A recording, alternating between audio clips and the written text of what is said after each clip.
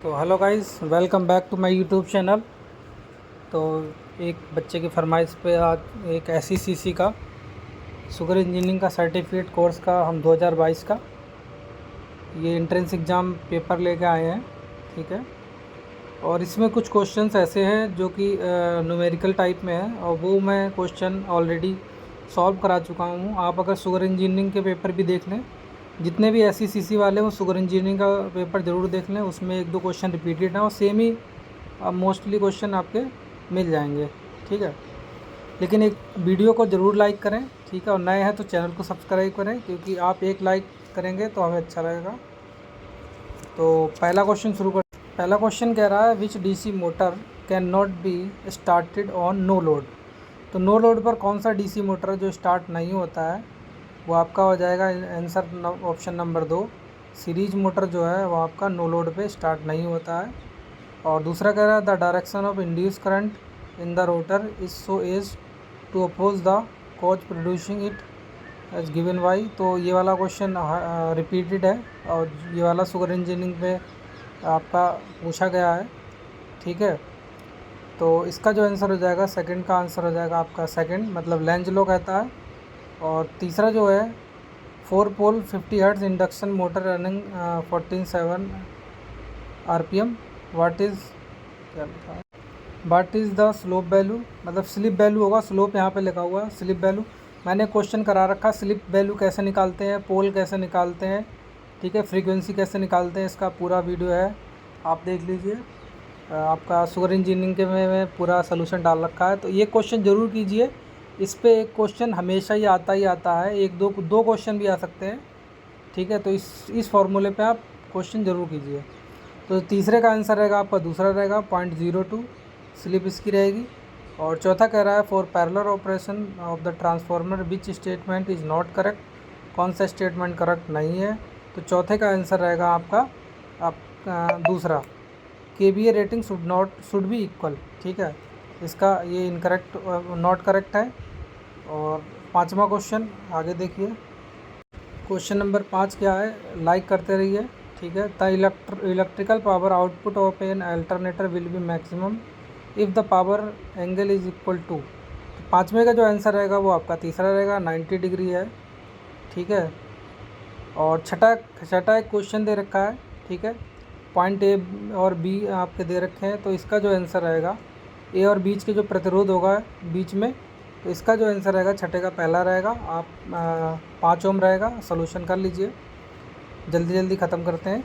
सातवां क्वेश्चन कह रहा है कि at present in India the renewables energy source which is having maximum installed generation capacity. तो किस में ज़्यादा आपकी अधिकतम स्थापित करते हैं ऊर्जा की क्षमता, किस में स्थापित है ज़्यादा। तो सातवें का आंसर हो जाएगा आपका तीसरा, सोलर एनर्जी। ठीक है, जनरेटिंग कैपेसिटी इसकी हाई है। और आठवां क्वेश्चन देखिए, आठवां क्या कह रहा है, तो वीडियो को ज़रूर लाइक कीजिए। क्वेश्चन नंबर 8, आठवां क्वेश्चन क्या कह रहा है देखिए, which is the following is not a benefit of को जनरेशन। को जनरेशन आपको पता होना चाहिए क्या होता है को जनरेशन। ठीक है, तो आठवें का आंसर रहेगा आपका दूसरा, रिड्यूस पावर फैक्टर। ठीक है, और आपका नवा क्वेश्चन कर रहा है when the induction motor runs faster than the synchronous speed the induction motion runs as.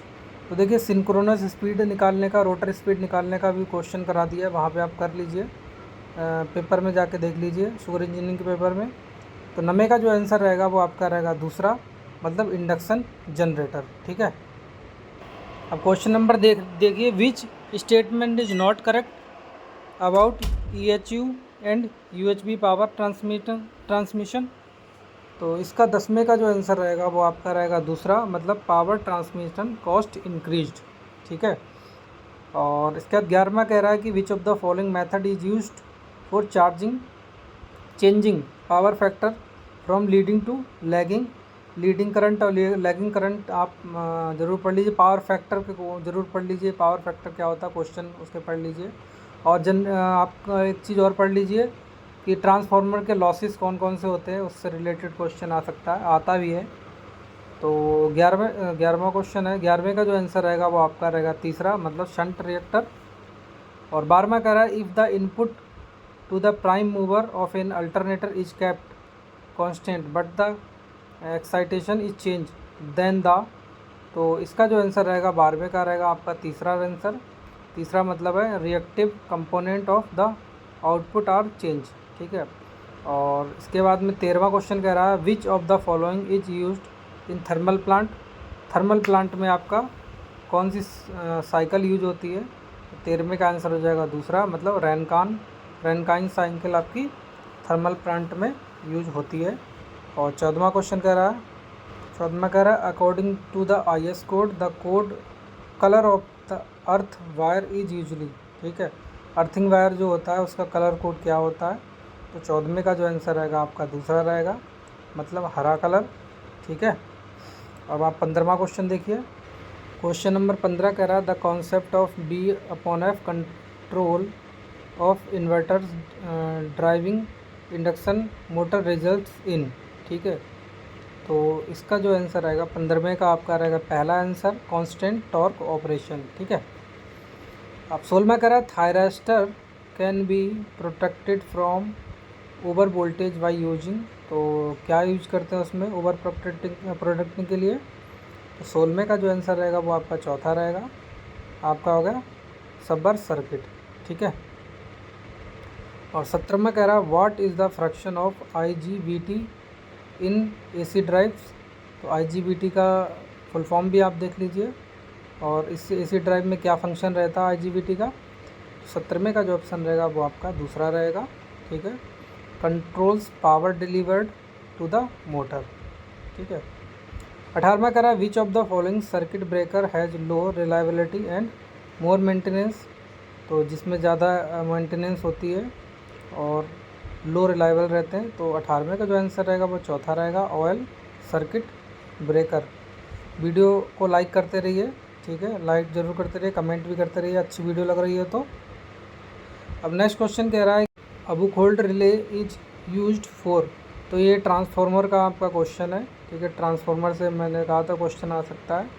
19वें का जो आंसर हो जाएगा पहला हो जाएगा protection of a transformer against all internal fault, ठीक है। एक रिले होती है, आप देख लीजिए, ट्रांसफार्मर के बारे में पढ़ लीजिए और क्वेश्चन भी उससे कर लीजिए। और इंडक्शन मोटर ज़रूर पढ़ लीजिए, DC मोटर पढ़ लीजिए, ठीक है। लाइक करते रहिए। अब 20वां क्वेश्चन कर रहा है which among the following happens in a low power factor, ठीक है। तो लो पावर फैक्टर में शक्ति कारक कम होने से निम्न में से क्या होता है। तो 20वें का जो आंसर रहेगा वो आपका रहेगा चौथा ऑल ऑफ एबव, ठीक है। तो 21वां क्वेश्चन कह रहा है which of the following is not the intensive property. देखिए ये क्वेश्चन रिपीटेड है, इंटेंसिव एक्सटेंसिव प्रॉपर्टी आप पर जरूर पढ़ लीजिए और ये 2-3 बार रिपीट हुआ है शुगर इंजीनियरिंग के पेपर में। तो 21 का आंसर हो जाएगा आपका चौथा, वो हो गई हीट मतलब ऊष्मा। और देखिए ये क्वेश्चन भी शायद रिपीट नहीं, ये वाला क्वेश्चन रिपीट नहीं। 22वां question 1 kg steam sample contain 0.1 kg of wet steam its dryness fraction. तो ड्राइनेस फ्रैक्शन आपको निकालना आना चाहिए। तो 22वें का आंसर हो जाएगा 0.9, ठीक है।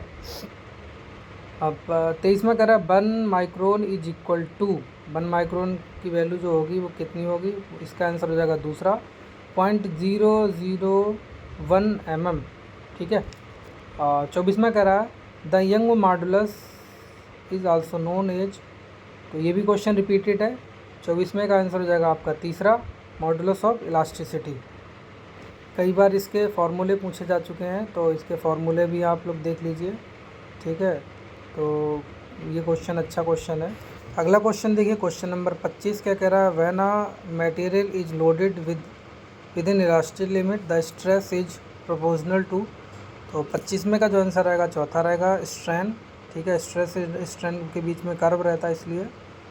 और लाइक कर दिए। 26वां कह रहा है कि the bending moment may be maximum where dash dash dash change the sign, ठीक है। तो बेंडिंग मोमेंट का फार्मूला पढ़ लीजिए। तो 26वें का आंसर हो जाएगा तीसरा शेयर फोर्स। और 27वां कह रहा a vertical strut used in building और फ्रेम इज कॉल्ड।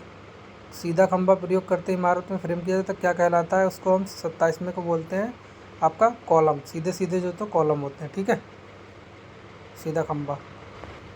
अगला क्वेश्चन 28 कह रहा है, due to centrifugal force acting on a rim the flywheel arms will be subjected to. तो 28 में का आंसर हो जाएगा पहला, टेंसाइल स्ट्रेस।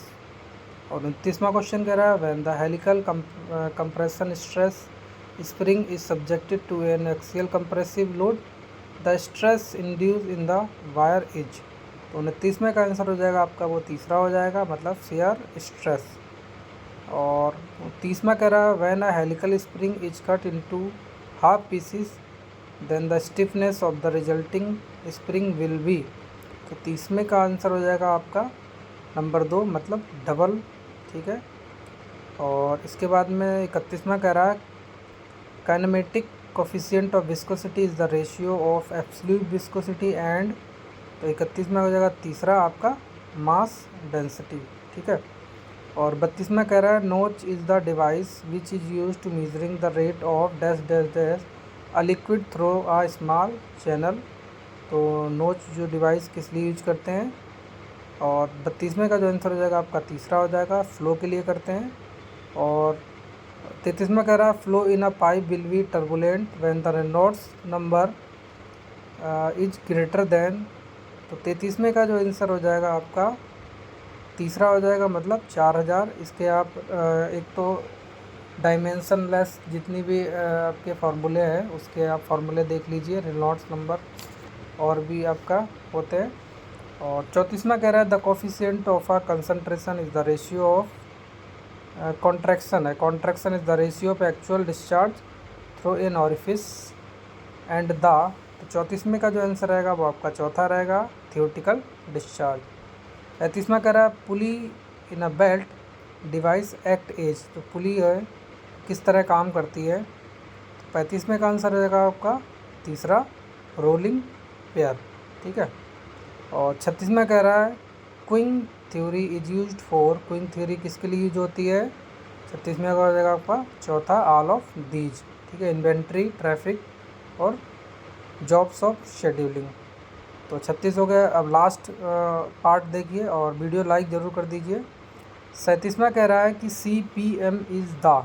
CPM क्या है आपका। 37वें का जो आंसर हो जाएगा आपका तीसरा हो जाएगा, आपका एक्टिविटी ओरिएंटेड टेक्निक हो गई है। और 38वां कह रहा है, द क्रिटिकल एक्टिविटी हैज। तो क्रिटिकल एक्टिविटी क्या है आपका। 38वें का आंसर हो जाएगा आपका तीसरा मतलब जोन फ्लोट, ठीक है। और 39वां कह रहा है, variation in any machine start due to. किसी भी मशीन में वाइब्रेशन किस लिए होते हैं।